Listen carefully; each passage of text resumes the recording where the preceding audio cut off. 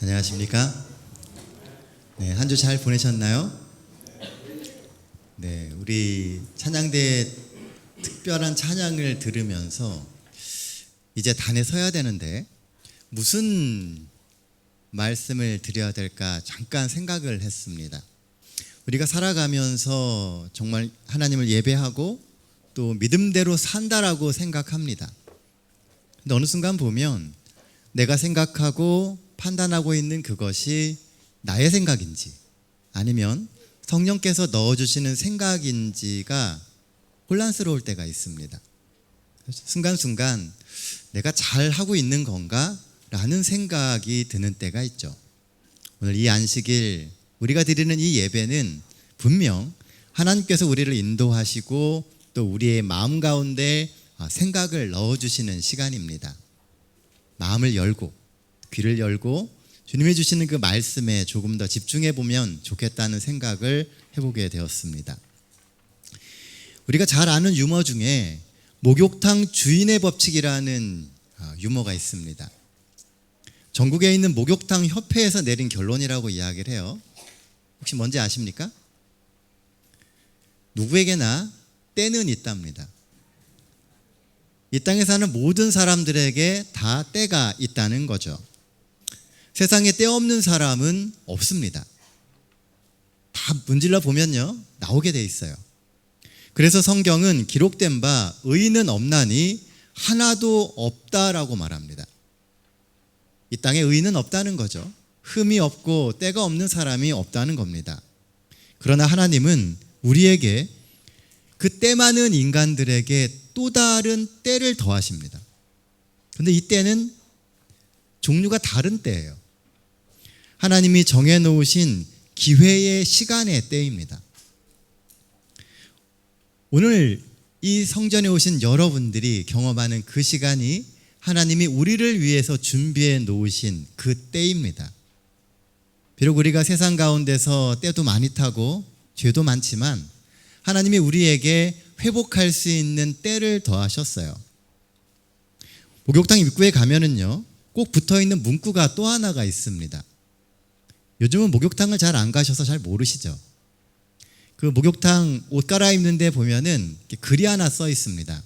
그 내용은 귀중품은 꼭 안내 데스크에 맡기십시오. 맡기시지 않은 물건은 책임지지 않습니다. 라고 써 있습니다. 때를 잘 누리는 삶은요, 사실 우리에게 주어진 삶을 하나님께 잘 맡기는 사람입니다. 오늘 우리가 하나님께 우리에게 주어진 그 시간을 잘 맡길 때 하나님께서 우리 가운데 역사하셔서 세상 가운데 이리저리 때타 있는 우리의 삶을 깨끗하게 하시고 또 새로운 기회를 통해서 회복되게 하실 것입니다.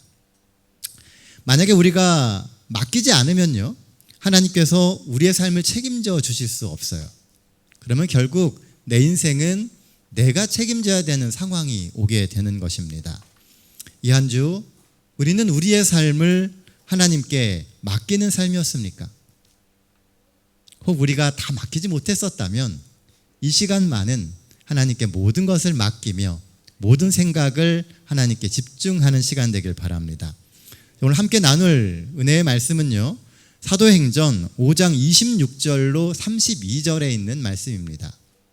신약성경 사도행전 5장 26절로 32절의 말씀입니다. 우리 다 함께 읽도록 하겠습니다. 네, 우리 한 번만 넘겨주세요. 사도행전 5장 26절로 32절입니다. 26절 말씀입니다. 4장 26절입니다.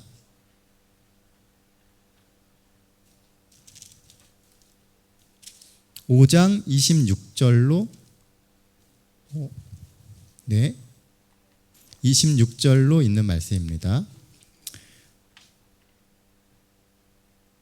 성전 맡은 자가 부하들과 같이 가서 그들을 잡아왔으나 강제로 못함은 백성들이 돌로 칠까 두려워함이로라. 27절입니다. 그들을 끌어다가 공회 앞에 세우니 대제사장이 물어 28절입니다. 이르되 우리가 이 이름으로 사람을 가르치지 말라고 엄금하였으되 너희가 너희 가르침을 예루살렘에 가득하게 하니 이 사람의 피를 우리에게로 돌리고자 함이라. 29절입니다. 네. 마땅하니라. 자, 30절입니다. 너희가 나무에 달아 죽인 예수를 우리 조상의 하나님이 살리시고 이스라엘에게 회개함과 죄사함을 주시려고 그를 오른손으로 높이사 임금과 구주로 삼으셨느니라. 자, 32절입니다. 네, 이게 안 넘어갑니다. 네. 우리는 이 일의 증인이요 하나님이 자기에게 순종하는 사람들에게 주신 성령도 그러하니라 하더라. 자, 오늘 우리가 보게 될 이 첫 번째 말씀은요, 책임지는 신앙을 하라라고 하는 것입니다. 사실 오늘 본문이 되는 이 이야기는요, 우리가 너무나 잘 아는 이야기죠. 예수님이 부활하신 이후에 사도들이 자꾸 표적을 일으키자 제사장과 사두개인들은 이 사도들을 잡아다가 옥에 가두게 됩니다. 그런데 하나님께서 오셔서 그 옥의 문을 열어주세요. 그 옥에 갇혔던 그 사도들이 전부 다 풀려나서 밖에 나오게 되었습니다. 그런데 이 사도들은 집으로 도망을 가는 게 아니고 다시 성전에 가서 또 복음을 전하다가 또 잡혀온 겁니다. 그게 오늘 본문에 나오는 그 이야기가 생기게 된 배경인 것입니다. 본문이 주는 첫 번째 기별은 책임지는 신앙을 하라고 하는 거예요. 27절, 28절에 있는 말씀입니다. 그들을 끌어다가 공회 앞에 세우니 대제사장이 물어 이르되 우리가 이 이름으로 사람을 가르치지 말라고 엄금하였으되 너희가 너희 가르침을 예루살렘에 가득하게 하니 이 사람의 피를 우리에게로 돌리고자 함이로다.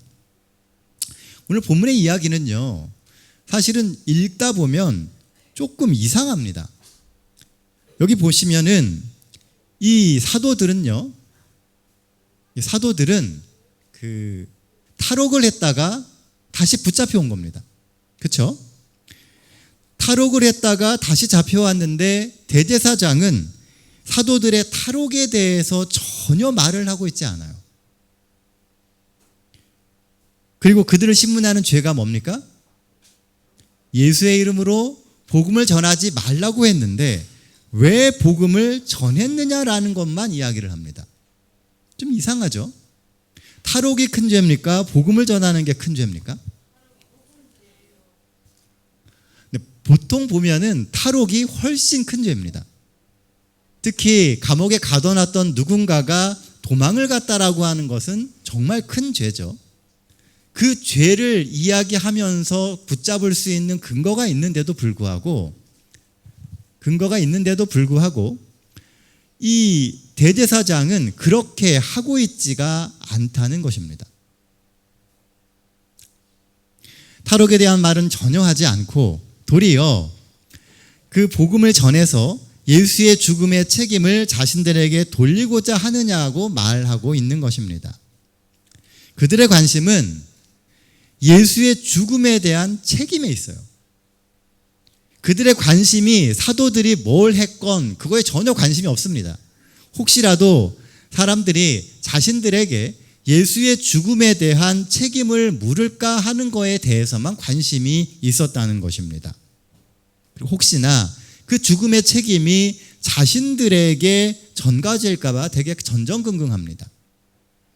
그들은 그러고 있는 사이에 세상에서는 예수님의 죽음 이후에 삶의 변화가 생기고 성령의 임재를 보면서 수많은 사람들이 예수님을 바라보기 시작을 했어요. 그런데 이들은 오로지 그 예수의 피의 값이 자신들에게 전가되느냐 되지 않느냐를 가지고 고민하고 있다는 것입니다. 그러나 정작 빌라도의 법정에서는요, 그들이 이렇게 얘기했습니다. 그 피, 곧 예수의 피를 우리와 우리 자손에게 돌릴지어다라고 외쳤었어요. 예수를 십자가에 못 박을 때는 그들이 어떻게 얘기했냐면요, 예수님의 피의 값을 우리에게 다 돌리라 그랬어요. 내가 책임지겠다고. 그런데 돌아가는 판세가 달라지니까요, 이 대제사장과 사두개인들과 바리새인들이 어떻게 말하기 시작하냐면 나는 그 피에 책임이 없다라고 이야기를 하고 있다는 것입니다. 어느 누가 이런 사람들을 신뢰할 수 있겠습니까? 입장이 불리해지면 자신들이 이야기했던 것에 대하여 손바닥 뒤집듯이 그 책임을 면하려고 하는 사람들이 바로 오늘 본문에 나오는 이 대제사장과 사두개인들이었다는 것입니다. 그러나 베드로는 이들조차도 돌이켜 회개하며 구원을 얻게 되기를 바랬던 것입니다. 책임에 폭탄 돌리기가 아니라 죄를 자각하고 회개하며 죄사함을 받아 결국 구원을 얻게 하는 것이 이 베드로의 목적이었다는 거예요. 그래서 순순히 잡혀가서 그들 앞에 다시 한번 예수에 대한 복음을 전하게 되었던 것입니다. 그럼에도 사람들은 예수를 바라보는 대신 자신들이 지금 차지하고 있는 그 자리와 위치만을 보고 있습니다. 혹시나 그것을 잃을까봐 아주 불안해하면서 말이죠. 왜 사람들이 예수님 그 자체에 집중하지 못하는 것일까요? 주변에는 수많은 변화가 있음에도 불구하고 왜 예수께 집중하지 못하냐는 것입니다. 그 이유는 여전히 예수를 그들의 개인의 구주로 영접하려고 하지 않기 때문입니다. 예수를 개인의 구주로 영접하면요, 모두가 다 예수의 피값에 대한 책임을 지려고 합니다. 왜냐하면 그분이 왜, 누구 때문에 돌아가셨는지를 알게 되기 때문에요. 그 피가 나와 상관없다고 이야기하지 않는다는 거예요. 반면에 예수를 개인의 구주로 영접하지 못하면 어떻게 해서든지 그 피의 값이 나와 상관없다고 이야기하고자 한다는 것입니다. 그것이 오늘 본문에 나오는 대제사장들과 사도들의 차이점이었다는 겁니다. 제자들은 자신들의 삶에 그 변화가 일어나는 것을 보면서 성령의 역사와 예수의 부활을 확신합니다. 그래서 오히려 주께서 맡기신 사명과 성령의 역사에 주목하며 예수와 같은 사명을 가진 동역자로 변모되어져 갑니다. 반면에 이 대제사장과 사두개인들은 그들의 삶의 가장 우선순위에 예수를 두지 못하기 때문에 결국은 삶이 바뀌지 않고 새로운 인생을 향해서 전혀 나아가지 못하게 되는 것입니다. 26절 말씀에 보면요, 대제사장과 그 군병들은 사도들을 다시 잡아들이는 과정 속에서 백성들의 반발을 두려워하는 것을 보게 됩니다. 이 말은 사도들에 대한 대중들의 인식의 변화가 생기기 시작했다는 거예요. 예수를 십자가에 못 박을 때만 하더라도 그들은 예수를 마치 살인자의 하나인 것처럼 취급했지만 시간이 지나면서요, 예수에 대한 그들의 생각이 바뀌기 시작했다는 것입니다. 불과 얼마 전까지만 해도 예수를 십자가에 못 박으라고 외치던 그들이 사도들이 잡혀갈 때 그것을 막을 정도의 그 사도들을 방어하는 마음으로 바뀌게 된 이유가 뭘까요? 무엇이 그들의 적의를 호감으로 바꿔줬을까요? 저는 사도들과 초대 교회 사람들이 보여주었던 아주 이상적인 그리스도인 공동체의 삶의 모습 때문이라고 생각합니다. 말로만 하는 신앙이 아니고 삶으로 실천되는 신앙이 그들의 신앙에 대한 호감으로 작용했다는 것입니다. 세상에는 정말 말로만 하는 신앙인들이 넘쳐납니다. 그 가운데 정말 말뿐이 아닌 믿는 대로 실천하며 살아가는 그 그리스도인들의 모습을 보면서 대중들의 시선이 바뀌기 시작했다는 겁니다. 유무상통과 어려운 이웃을 향한 구제, 그리고 성도 간의 선한 교제, 이런 것들이 백성들이 상상만 하던 하늘의 삶을 어느 정도 실제로 보여주었기 때문에 그렇습니다. 게다가 사도들을 통해서 일어났던 수많은 이적들은 백성들로 하여금 예수에 대한 판단을 다시 하게 만든 계기가 되지 않았나 생각합니다. 결국 진정한 삶의 변화는요, 그리스도를 믿고 살아가고 있는 삶을 바라보는 겁니다.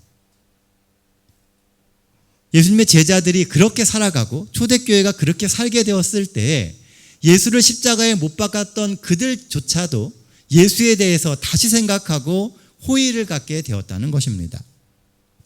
사단의 선동으로 대중의 생각은 언제나 흔들릴 수 있습니다. 세상은 하나님을 믿는 백성들을 좋지 않게 볼 수 있어요. 왜냐하면 멀리서 볼 때 그들이 이야기하고 살아가고 있는 삶의 모습이 매우 이기적으로 보일 수 있기 때문에 그렇습니다. 그러나 그 살아가고 있는 그리스도인들의 삶이 정말 그들이 말하는 것과 같고 세상 모두를 위하여 돌아가신 예수님의 마음과 같은 마음으로 살아가고 있는 삶을 보여준다면 세상이 그리스도인을 보는 시각은 언제나 달라질 수 있다는 겁니다. 사단의 선동으로 대중의 생각이 흔들릴 수 있지만 우리 하나님은 세상에 놓여있는 하나님의 백성들을 그냥 방치하지 않으십니다. 세상 사람들이 깨달을 수 있는 여러 이적과 상황들을 직접 만드시는 분이 하나님이십니다. 그래서 마지막 시대에는 우리가 생각하지도 못했던 수많은 사람들이 예수께 돌아오는 역사가 있을 것이라고 예언하고 있는 것입니다. 우리가 생각할 때는 전혀 저 사람들이 복음에 관심을 가질까 했던 그 사람들이 복음을 받아들이고 신앙을 찾아서 돌아오는 놀라운 역사가 있게 된다는 거예요. 왜냐하면 여전히 이 세상 사람들에게 하나님이 역사하고 계시고 그들의 마음 가운데 성령이 말씀하고 계시기 때문에 그렇습니다.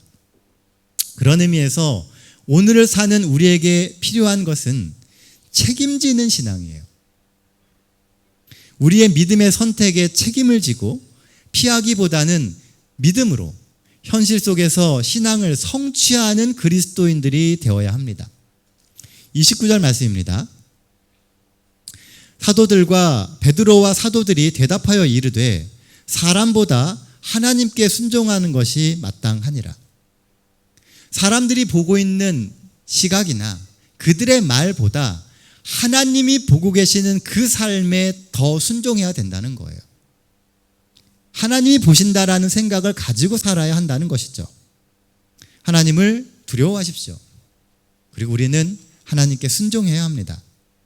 우리의 양심에 성령께서 지금도 말씀하지 않으십니까? 무엇이 옳은 길이고 어떤 길이 그리스도인 된 우리가 가야만 하는 길인지 성령께서 가르쳐 주셔서 우리가 알지 않습니까? 영국의 철학자인 허버트 스펜서라고 하는 사람이 아주 큰 고민에 빠지게 되었습니다. 그에게는 너무나 사랑하는 여인이 있었어요. 근데 마음속으로는 이 여인하고 결혼을 하고 싶은 겁니다. 그런데 결혼을 해야 될지 하지 말아야 될지 확신이 서지 않는 거예요. 고민을 막 하게 되었습니다. 그렇게 며칠간 고민을 하던 허버트는 결국 이 결혼을 하냐 안 하냐를 동전을 던져서 결정하기로 했습니다. 앞면이 나오면 결혼하고 뒷면이 나오면 결혼 안 하는 걸로요. 이 소식을 친구들이 듣고 나서요, 그러지 말고 가서 그냥 고백하고 결혼을 하라고 이야기를 했습니다. 그런데 그런 친구들의 권유에도 이 허버트는 결정을 못했어요. 그리고 결국은 동전을 던졌습니다. 앞면이 나왔을까요? 뒷면이 나왔을까요? 뒷면이 나왔습니다. 그래서 결국 헤어졌다고 합니다. 이 허버트는요, 우리가 볼 때 굉장히 우스운 사람처럼 보이잖아요. 근데 사실 이 허버트는 사회학의 창시자라고 불릴 만큼 머리도 좋고 인정받는 학자였습니다. 사회적으로 명망도 있고요, 그리고 지식도 있는 사람이었습니다.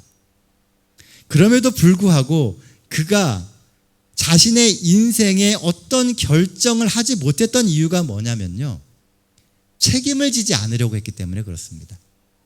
내가 뭔가를 선택해가지고 어떤 결론이 났을 때 그 반대쪽에 잃은 것에 대한 책임을 지고 싶지가 않았던 거예요.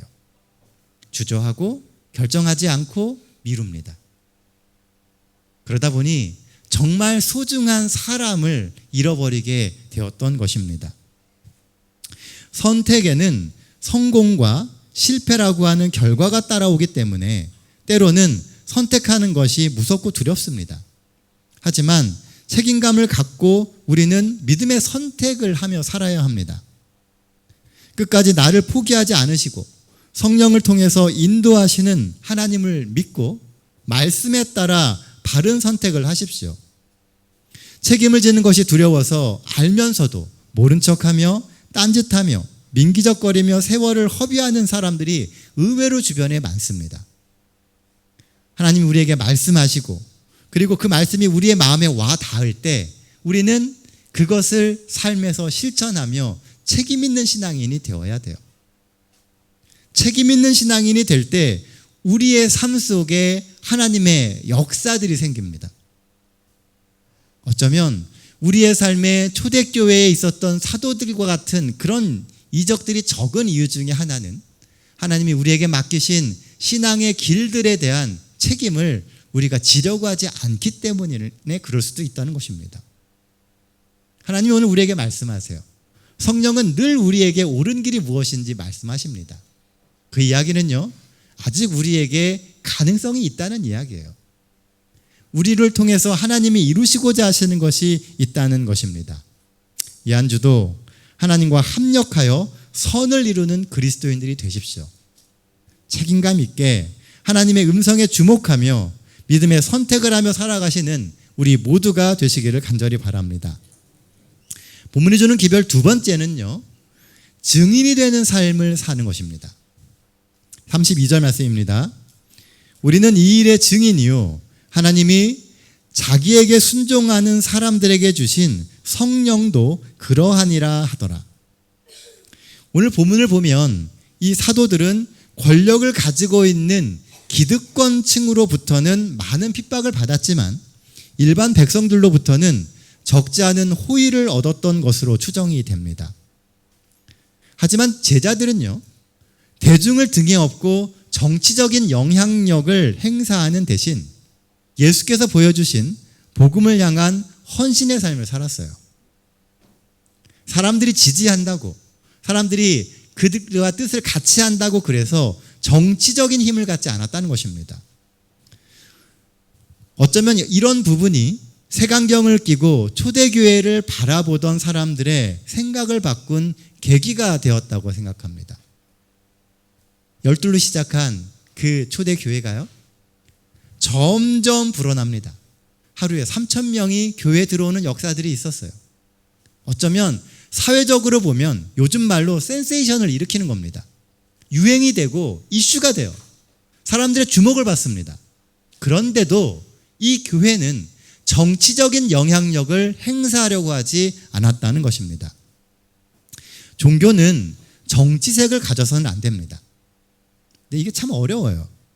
어떤 분은 교회가 정치적인 힘을 추구하지 않는 것에 대해서 불만이신 분들도 계십니다. 우리도 좀 세상을 향해서 우리의 이야기를 좀 하고 영향력을 끼쳐서 우리를 지지해주는 사람을 세워야 되지 않겠냐고. 어느 면에서는 일가견이 있는 아주 옳은 말일 수 있습니다. 물론 정치적인 힘이 없으면 손해보는 것도 많고요. 이리저리 치일 때도 굉장히 많습니다. 우리 재림신앙을 하면서 우리가 정치적으로 이리저리 치였을 때가 얼마나 많습니까? 우리가 힘이 조금만 더 있었으면 더 좋은 혜택을 얻을 수 있었는데도 불구하고 그런 좋은 혜택을 누리지 못한 경우도 굉장히 많습니다. 그런데요, 도리어 그렇게 세상의 정치에 발을 담그지 않는 것이 결론적으로는 우리를 지키는 길입니다. 왜냐하면 그것이 우리에게 있는 하나님의 색을 잃지 않게 하고 지속적으로 믿음과 사명의 길을 갈 수 있게 만들기 때문에 그렇습니다. 권력을 따라가다 보면요, 우리가 가지고 있는 원래의 색깔을 잃어버립니다. 하나님이 우리에게 맡기신 그 사명을 감당할 수가 없어요. 왜냐하면 정치는 서로 주고받는 것이 생겨야만 형성될 수 있기 때문에 그렇습니다. 신앙에는요, 우리가 절대로 양보하면 안 되는 부분들이 있습니다. 근데 정치를 하게 되면 그것마저도 양보해야 되는 순간들이 생긴다는 것이죠. 그래서 이득을 취할지는 모르지만 결국은 나를 잃어버리게 되는 것이 교회가 정치의 색을 갖게 되는 것입니다. 아까 대제사장이 사도들의 탈옥 문제를 다루지 않았던 것에 대해서 말씀을 드렸었습니다. 왜 그랬을까요? 왜 그들은 탈옥의 문제를 굳이 끄집어내지 않았을까요? 사도들의 탈옥에 하나님의 초자연적인 개입이 있었다고 믿지 않거나 아니면 그것에 대하여 언급하는 것 자체를 반대하였거나 그 둘 중에 하나일 겁니다. 이들이요 정말 철저하게 이 사도들이 감옥에서 못 나가게 지켰었습니다. 그런데도 그 사도들이 감옥의 모든 문을 열고 나가는 것을 경험했어요. 초자연적인 역사가 있었음을 알았습니다. 그럼에도 불구하고 그것을 인정할 수가 없었어요. 왜냐? 그것을 인정하는 순간 그들은 정치적으로 손해를 보기 때문에 그렇습니다. 그들이 주장했던 그 모든 것들이 틀렸다라는 것을 인정해야만 되는 거예요. 그러니까 아예 사도들의 그 탈옥의 문제를 언급하지 않았던 것입니다. 사실 이들은 정치적인 입장 때문에 사도들의 초자연적인 탈옥보다 더 커다란 기적, 즉 그들이 십자가에 못 박은 그 예수께서 부활하신 그 부활조차도 믿지 않았던 사람들이기 때문에 그렇습니다. 너무나 명확한데도 그걸 믿지 않았어요. 오늘 본문에 보면 외부의 상황과는 상관없이 예수의 증인이 되려고 하는 사람들과 애써 명확한 증거가 있음에도 불구하고 의도적으로 증인이 되기를 거부하는 사람들의 대립이 보입니다. 한쪽은 하나님의 그 증거들을 보면서 하나님의 증인이 되기를 원하고요. 한쪽은 너무나 명확한 증거가 있음에도 불구하고 그걸 자꾸 덮으면서 그 증인이 되는 길을 거부하고 있는 모습이 보여진다는 것입니다. 베드로와 사도들은 명확하게 말합니다. 성령도 우리가 이 모든 일에 증인이 되어야 한다고 말씀하고 계시다고요. 성령 하나님은 몸을 갖고 임재하시는 분이 아니기 때문에 그 모습이 쉽게 떠오르지 않습니다. 성령은 이런 분이야 라고 표현하기가 참 어려워요. 그러다 보니 교회 안에서도 성령에 대해서는 오해가 참 많습니다. 하지만 성령 하나님이 삼위일체의 한 축을 담당하시는 명확하신 하나님임을 우리는 절대로 부인하지 않는다는 것입니다. 성령께서 우리의 삶에 임재하시는 가장 흔한 방법이 우리의 마음을 통해서 하시는 거예요. 그래서 어떤 이는 성령을 마음의 소리라고 지칭하기도 합니다. 성령 하나님이 우리의 마음을 통해서 이야기를 하세요. 그래서 우리가 살아가면서 어떤 길을 선택해야 될지가 우리의 이 마음, 때때로 양심이라고 하는 그 다른 이름으로 우리에게 말씀하신다는 겁니다. 어떤 선택을 해야 되는지. 그 인도하심을 계속 거절할 수도 있고요. 성령의 음성에 귀를 막으면 양심의 화인을 맞은 사람이 되는 것입니다. 점점 성령의 음성은 작아지게 되고요. 죄에 대한 떨림도 사라지게 됩니다. 하나님이 우리에게 말씀하시는 그 음성에 귀를 막으면 막을수록요. 나중에는 안 들려요. 옛날처럼 하나님께서 우리에게 크게 말씀하시고 우리의 마음에 그 떨림이 그렇게 생기지 않게 된다는 겁니다. 어쩌면 오늘날 세상이 점점 악해지고 하나님과 더 거리가 멀어지는 이유 중에 하나는 사람들이 의도적으로 하나님이 주시는 그 성령의 음성에 귀를 막기 때문에 생기는 현상입니다. 그리고 그렇게 반복되면서 점점 성령이 주시는 음성에 귀 기울이지 않게 되고요. 그들의 마음은 화인을 맞아서 더 이상 하나님의 음성을 들을 수 없는 상황까지 이르게 되는 것입니다. 그런 시각에서 보면 당시의 대제사장이나 바리새인들의 행동이 아주 이해가 잘 됩니다. 계속 예수님의 기별을 거절하려고 했고요. 성령의 음성을 멀리하려고 했습니다. 그러다 보니 눈앞에서 일어나는 하나님의 이적들이 그저 자신들의 자리를 위협하는 문제들로만 보이기 시작했다는 거예요. 세상을 바꾸시는, 우리를 깨닫게 하시는 하나님의 역사로 보이지 않고요, 자신들의 자리를 위협하는 문제로만 보였다는 겁니다. 반면 성령의 음성에 귀 기울이는 사도들은 그 증거 때문에 증인의 삶을 담대하게 살아갑니다. 무엇에 대한 증인입니까? 부활하신 예수 그리스도에 대한 증인이 되고 그들의 삶 속에 나타나는 성령의 사역에 대한 증인이 되는 것입니다.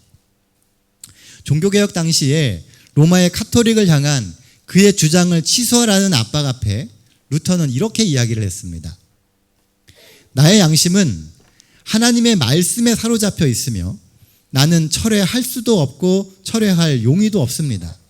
이는 양심에 배치되게 행동하는 것은 안전하지도 않고 올바르지도 않기 때문입니다. 우리가 증인이 된다라고 하는 것은요, 양심의 소리, 성령의 소리에 충실히 반응하며 사는 것입니다. 성경은 분명하게 가르쳐요. 율법 아래 모두가 죄인입니다. 이 우리라고 하는 범위, 우리 모두라고 하는 그 범주에 나 자신도 포함되어 있다라고 하는 것을 반드시 인정해야 돼요. 우리가 살아가면서 때때로 그리스도를 알고 있기 때문에 조금 더 나은 존재라고 하는 생각을 우리는 갖기 쉽습니다. 그래서 쉽게 판단하려고 하고 나는 그래도 괜찮다라는 안도심 때문에 하나님께서 우리에게 제시해 주시는 수많은 성령의 음성들을 애써 무시할 때가 있습니다. 지금 상황이 좀 그러니, 지금은 조건이 그러니 내가 조금 나아진 다음에 해야지. 그래도 나는 예배도 드리고 교회도 가고 신앙생활도 하고 있지 않냐라고 스스로를 안위한다는 것입니다. 하지만 돌아서면 마음 한구석이 찝찝할 때가 있지 않으십니까? 알면서도 내가 그것에 순종하지 못해서 내 마음에 부담이 있는 때가 있어요. 왜냐하면 우리 속에 아직 양심이 살아있기 때문입니다. 성령께서 우리를 포기하시지 않으시고 아직은 말씀하시기 때문에 그래요. 신앙의 양심이 활동한다는 것은 여전히 우리에게 기회가 있다는 의미입니다. 그런데요, 언젠가 그 음성이 안 들릴 때가 올 겁니다. 그러니 그 음성이 느껴지는 지금 믿음의 갈등을 이겨내십시오. 우리 속에 있는 그 믿음의 갈등에서 하나님 편에 서려고 해야 합니다. 성령의 음성을 따르십시오. 우리가 흔히 하는 말 중에 이미 엎질러진 물을 다시 주워 담을 수 없다고 이야기합니다. 그러면요, 새 잔에다가 다시 성령의 생수를 받으면 돼요. 굳이 과거의 것을 들춰내서 그걸 바로잡으려고 하지 마시고 지금부터라도 성령을 받아들이며 그 음성에 순종하며 그의 길을 가면 되는 겁니다. 굳이 우리가 과거의 것까지 끄집어내서 힘들어할 이유가 없어요. 예수님께서 우리를 위해서 십자가에서 이미 돌아가셨고 우리의 죄의 문제에 대하여 값을 치르셨는데 왜 우리가 여전히 그 죄의 문제에 붙잡혀가지고 과거에서 벗어나지 못합니까? 벗어나야 됩니다. 일어나서 새롭게 부어주시는 생수, 성령의 생수를 마시면서 지금부터 그와 함께 동행하는 삶을 살면 되는 것입니다. 사도 바울은 말합니다. 믿음과 착한 양심을 가지라.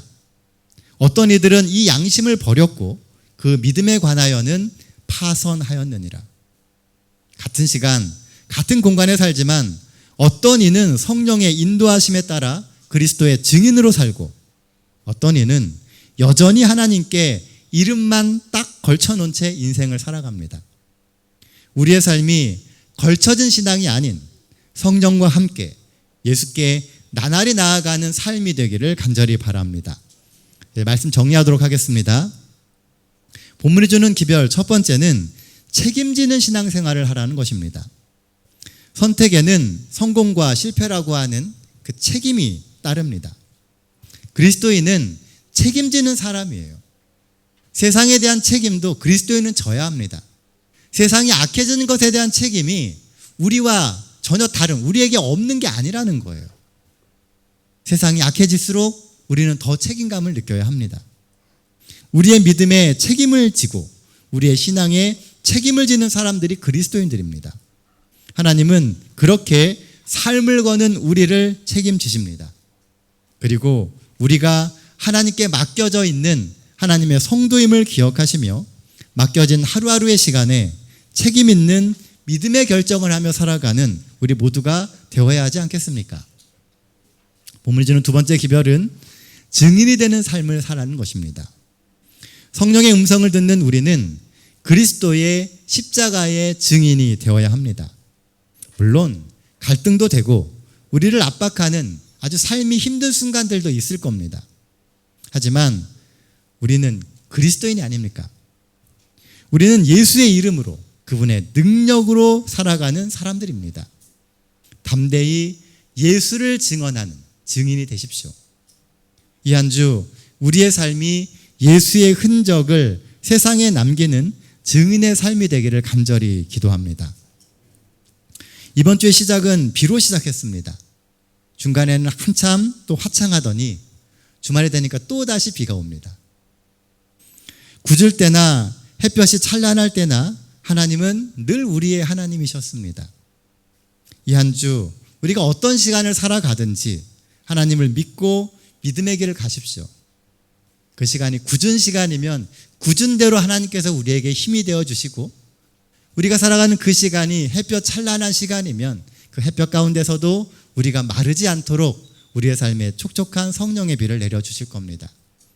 매 순간 하나님과 동행하며 삶의 의미를 찾고 또 믿음을 갖고 살아가시는 우리 동탄 세안을 가족들 되시기를 간절히 바라며 오늘 말씀 마치겠습니다.